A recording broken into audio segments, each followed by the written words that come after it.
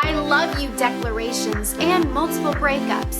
I'm here with your Fantasy Suites recap of The Bachelorette.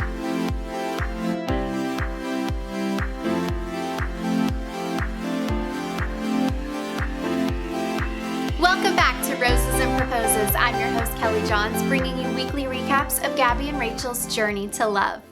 This week, we had to watch Monday and Tuesday night, a total of 4 hours of Bachelorette content. So, we have a lot of information to cover, and I'm going to try to simplify it for you guys. During the episodes, we jumped back and forth from Gabby to Rachel, Gabby, Rachel, all the guys, cutting and talking to Jesse. So what I'm going to do is just take you through each girl individually and their 3 guys that are left. And forgot to mention, this week they are in Riviera Maya, Mexico.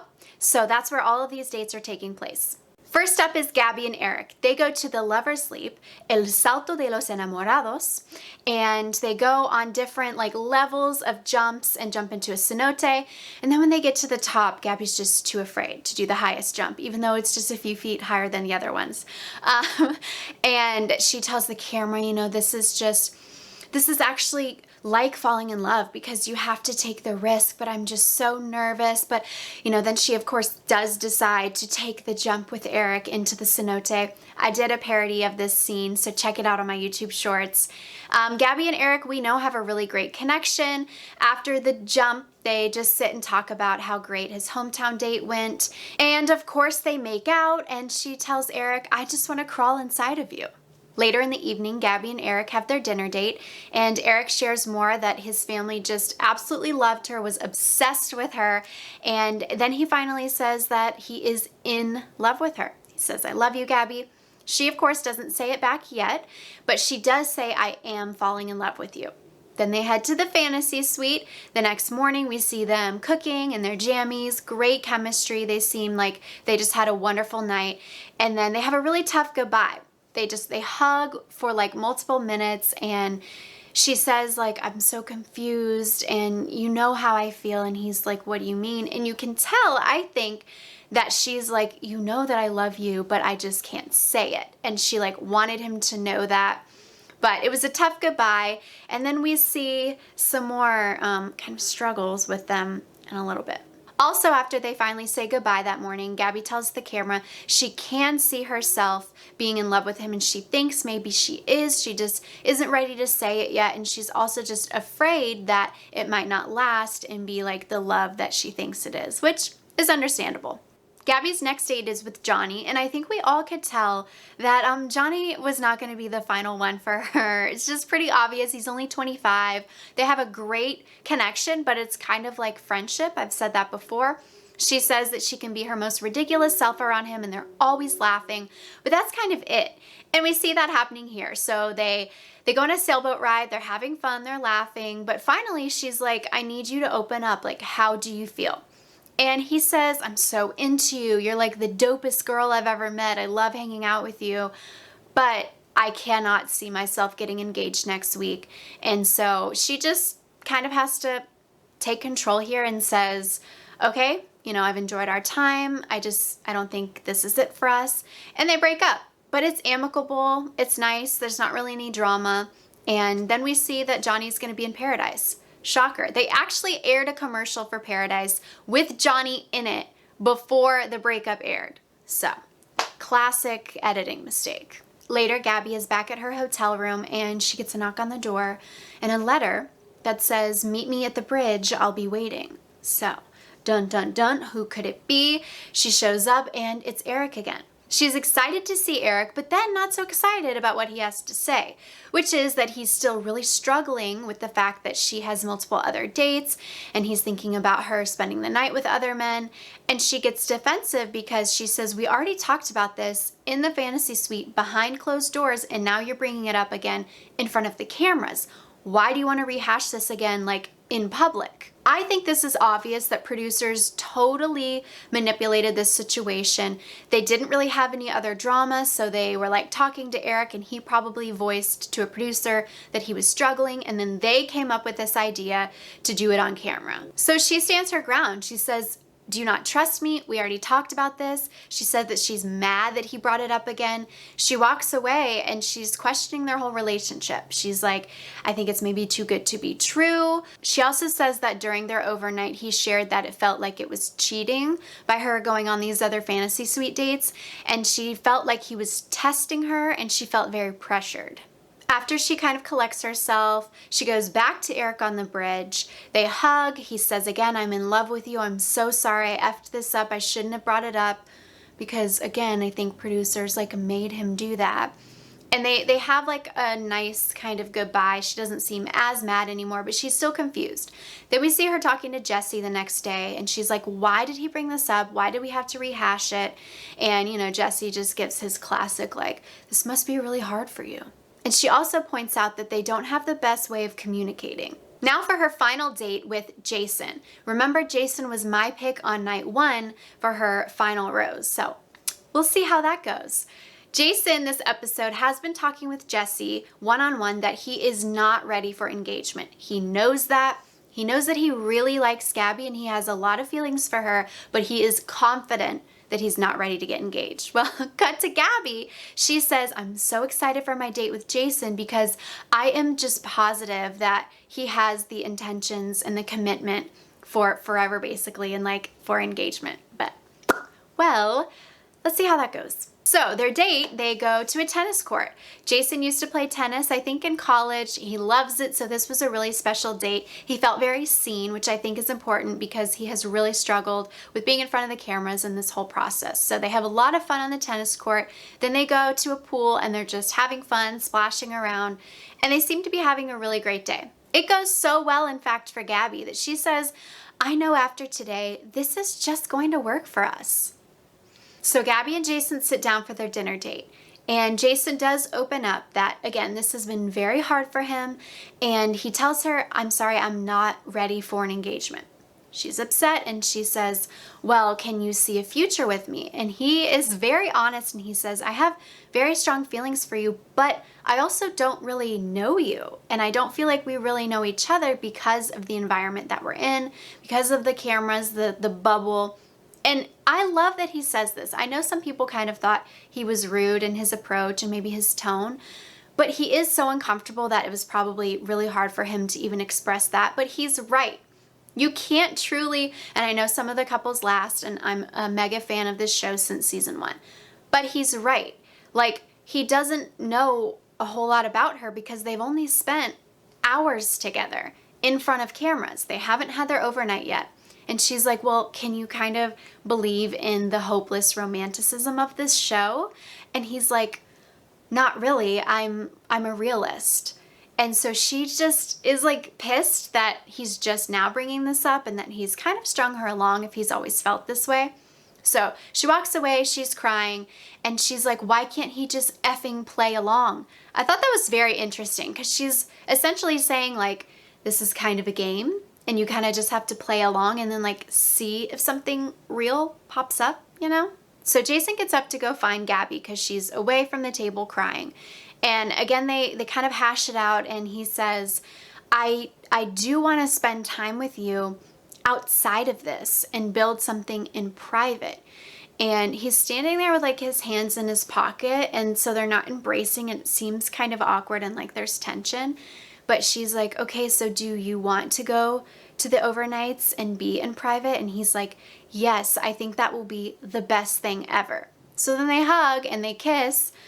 And it seems like, okay, maybe this is going somewhere now. Well, the next morning comes and we don't have the lovey-dovey footage of them waking up in their jammies and cooking together and sitting on the balcony with coffee. Instead, we see Gabby just upset and almost crying again. And she said, I woke up hurt and devastated. The night did not go as planned. We talked in circles. I asked him, you know, do you think this is just not meant to be? And he said, yeah, definitely. So they're going to break up. And now she's going to his room to kind of confirm this breakup. So goes to his room and she's like, why did you even come this far if you knew all along this isn't something you're ready for? And he's like, I'm sorry, just like being in the overnight finally confirmed for me that we're not right for each other. And she's like, well, you have led me on. And he's like, well, you're an amazing woman, and I did feel so strongly for you. And she's like, stop. Saying all of this is not going to lessen the blow. It is what it is. We're over now. Also, he says, well, I was fighting for it. And she's like, no, I was fighting for it. You were following my lead and just couldn't tell me how you feel, and you led me on. And then she pieces out. After she leaves this hotel room, she's just heartbroken because she only has one guy left, Eric, and she hasn't cleared things up with him either. So she's like bawling to the camera saying, why am I so hard to love? It's not that Jason didn't want an engagement. He didn't want me, and Johnny didn't want me. And she's just questioning herself. And it's so sad because she's just amazing. But these guys, they're not good enough for her. And she also says, it takes the right person to know how to love me, and maybe that person just isn't here. Well, after some reflecting, Gabby decides to go back to Eric's hotel room, clear things up. And surprisingly, she says, I've thought about it. I realized that I know how I want to be treated. Jason did not treat me that way, and you, Eric, have always fought for me, and I realized that I do love you. I'm in love with you. And he's like, I love you. They embrace, they hug, they kiss. It's a beautiful moment. Yay, this is it, kind of, because he's the only one left, but we still have more episodes where Eric has to meet her family, and hopefully producers don't try to F this up. All right, let's dive into Rachel now and her 3 remaining guys, Avon, Tino, and Zach. Her first date is with Avon. They go on a yacht. It's great. They're making out, putting sunscreen on each other. Not much to report here. It went well. Later at the dinner date, again, things are going great. He shares that his family just loved her, which is a juxtaposition to her experience with Tina's family. And they kind of just keep sharing like these cliche phrases. I'm falling in love with you. I'm falling in love with you too. We've built such a great connection. We've come so far. We have a great foundation that we've built upon, but we don't really hear them talking about anything else. I want to know, like, how did you build this great connection? What is this foundation you're talking about? So I wish we could have seen more of their journey and conversations up until now that was like actually getting to know each other and not just like, I'm so into you, but like, why? Of course, they go to the fantasy suite together. They wake up, we see like her shoes, her strappy shoes on the ground.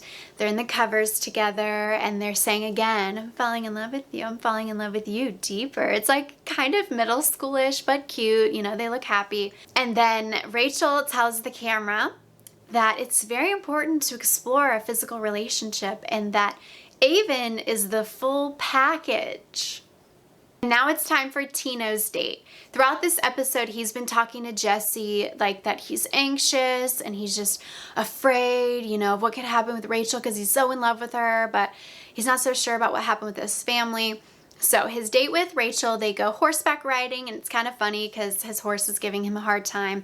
And then they sit on a blanket like on the edge of a cliff overlooking the water. It's kind of a weird spot. It's like really thin and narrow and it looks like they're about to fall off, but they talk more, and it's not really like clicking a whole lot because she's anxious about still talking about the hometown. So later at the dinner date, Rachel finally brings up her anxiety again surrounding what happened at the hometown date. And she says, your dad told me if we got engaged, quote, I mean, I'm not going to disown him, but I'm not going to accept it.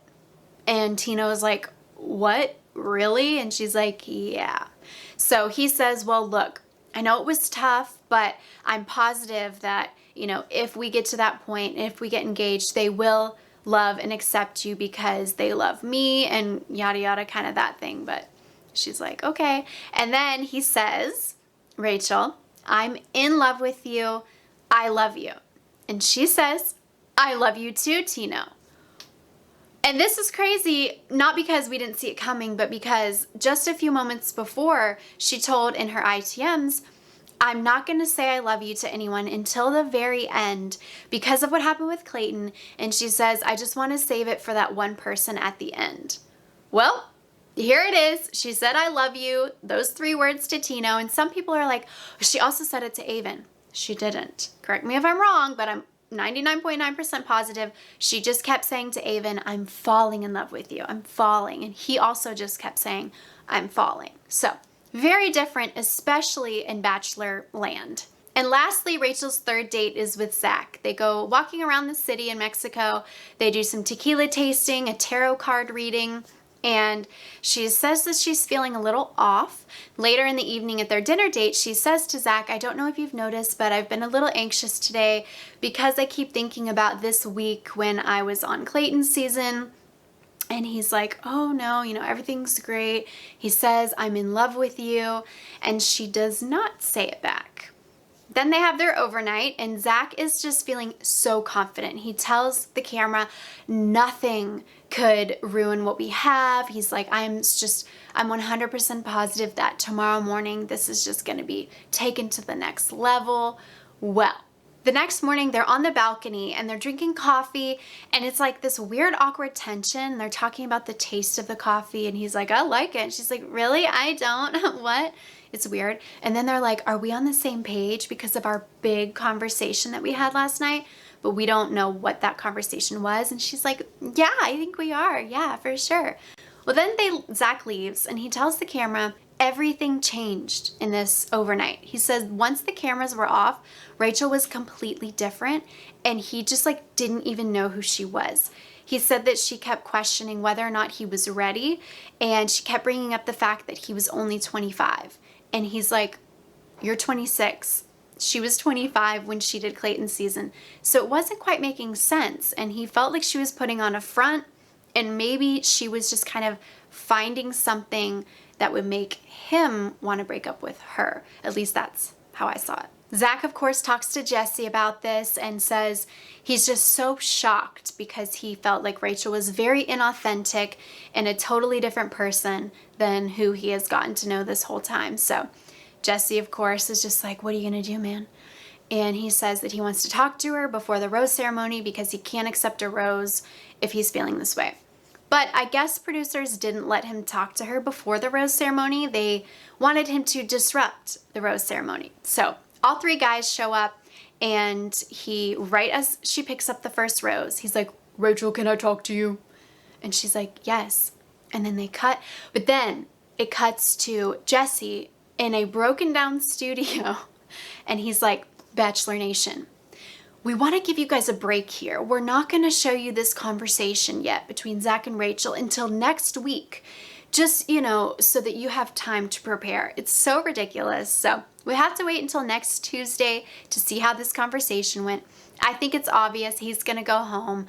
Or maybe she keeps all three. I think I saw something weird in the preview where he's maybe still here, which would be crazy. So next week, it's on Tuesday, and then the finale is the Tuesday after that. It's like a two-part finale. Gabby only has Eric left, and she did not have a rose ceremony, obviously. And that's it. So, crazy 2 nights this week. We have 2 more episodes. Let me know in the comments your final predictions. Will Eric and Gabby get engaged? Will Tino or Zach or Avon be Rachel's final guy? I think it's Tino. I think it's pretty obvious. But let me know what you guys think. And thanks again for tuning in to another episode of Roses and Proposes. Please like, subscribe, all of the things, and I'll see you guys next week.